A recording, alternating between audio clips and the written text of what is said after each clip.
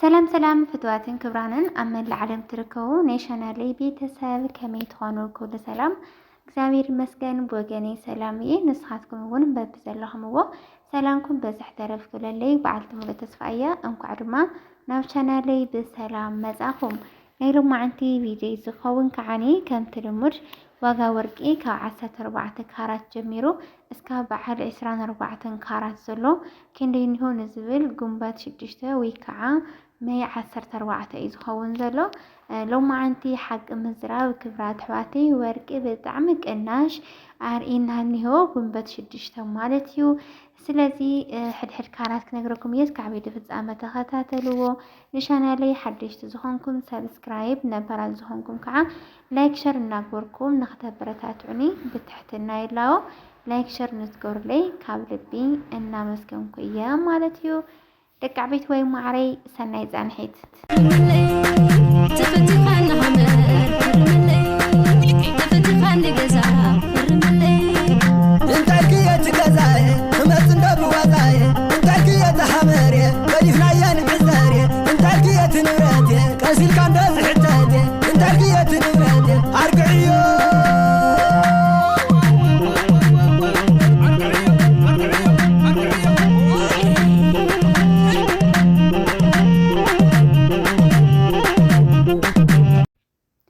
እንግዲህ ክብራት ሕዋተይ በመጀመሪያ እንሪኦ ማለት እዩ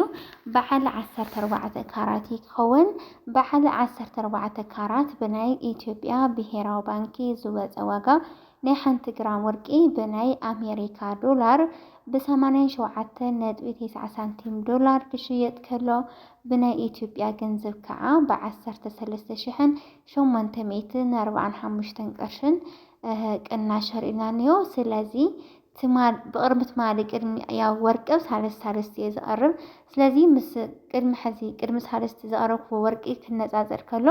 በዶላር ብ3 ዶላር ቅናሽ አርኢና ኒሆ በናይ ኢትዮጵያ ገንዘብ ከዓኒ ከ4 እስከ 500 ቅርሺ ቅናሽ አርኢና ኒሆ ካብ 1 ግራም ማለት እዩ ስለዚህ ዓብይ ለውጥ እዩ ቅናሽ እዩ ማለት እዩ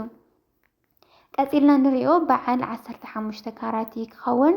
15 ካራት በናይ ኢትዮጵያ ብሔራዊ ባንኪ ዝወፀ ዋጋ ናይ 1 ግራም ወርቂ በናይ አሜሪካ ዶላር ብ94.25 ሳንቲም ዶላር ክሽየጥ ከሎ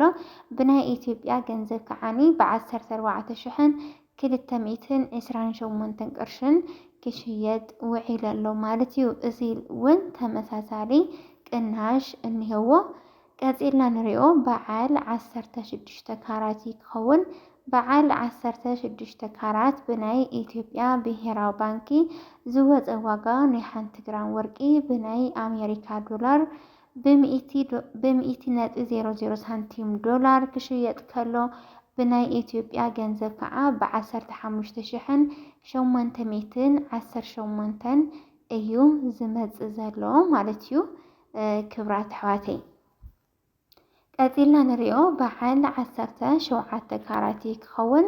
በዓል 17 ካራት በናይ ኢትዮጵያ ብሔራዊ ባንኪ ዝወፀ ዋጋ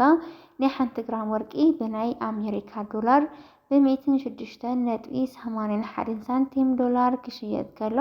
በናይ ኢትዮጵያ ገንዘብ ከዓኒ ብ16,805 ክሽየጥ ውዒል ኣሎ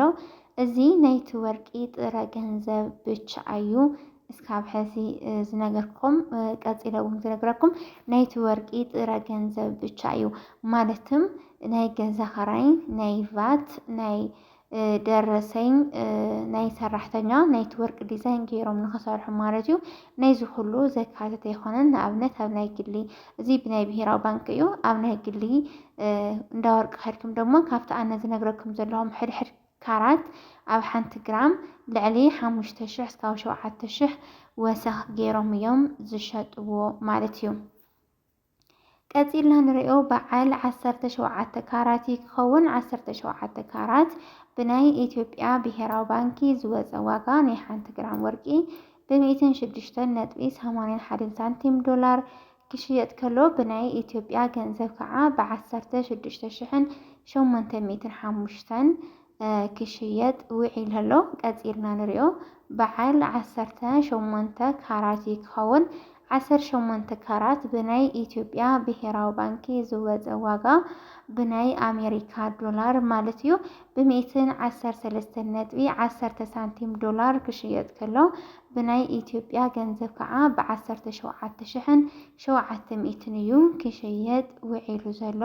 ማለት እዩ። ክብራት ኣሕዋተይ እንግዲህ 18 ካራት ብጣዕሚ ተፈታዊ ናብ ድሌትኩም ዓይነት ሕብሪ ዝቕየር ጠንካራን ተፈታውን ለስላሳን ወርቂ እዩ። ስለዚ ሎማዓንቲ ቅናሽ ገይሮም እዮም ክሸጥዎ ውዒሎም ዘለው ብሔራዊ ባንኪ ማለት እዩ። ቀፂልና ንሪኦ በዓል 20 ካራት ይኸውን። በዓል 20 ካራት ብናይ ኢትዮጵያ ብሔራዊ ባንኪ ዝወፀ ዋጋ ናይ 1 ግራም ወርቂ ብናይ አሜሪካ ዶላር ብ125.60 ሳንቲም ዶላር ክሽየጥ ከሎ ብናይ ኢትዮጵያ ገንዘብ ከዓ ብ19,700 እዩ ክሽየጥ ውዒሉ ዘሎ ማለት እዩ። ቀፂልና ንሪኦ በዓል 21 ካራት እዩ። እንግዲህ በዓል 21 ካራት ብናይ ኢትዮጵያ ደረጃ ብአፍሪካ ደረጃ ብቻ ዝኾነ ብመላእ ዓለማት ብጣዕሚ ተፈታዊ ዓይነት ወርቂ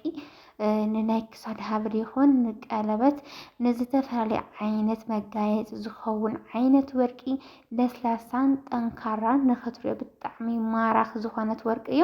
ስለዚ ናይዚ ዋጋ ድማ ብናይ አሜሪካ ዶላር ብናይ ኢትዮጵያ ብሔራዊ ባንኪ ዝወፀ ናይ 1 ግራም ወርቂ ብ131.96 ሳንቲም ዶላር ክሽየጥ ከሎ ብናይ ኢትዮጵያ ገንዘብ ከዓ ብ20,760 ክሽየጥ ውዒሉ ኣሎ ማለት እዩ።